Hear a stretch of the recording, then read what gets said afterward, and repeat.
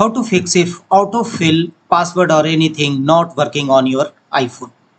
If autofill not working on your iPhone, here are the fixes. The first one is tap on settings of your iPhone, tap on your profile icon, and here tap on iCloud, and here go to iCloud Drive.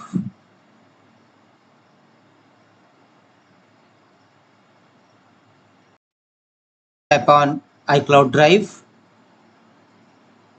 and sync this iPhone. Make sure that this option is enabled on your iPhone. Sync this iPhone must be enabled on your iPhone. The next workaround to fix this issue is tap on settings again, and here look for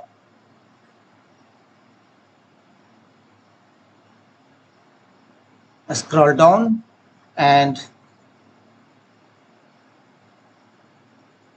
tap on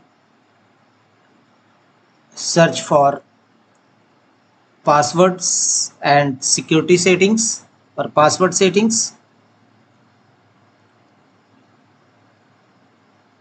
Password net keywords, two options available.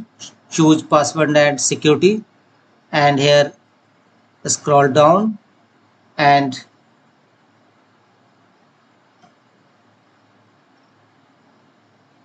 tap on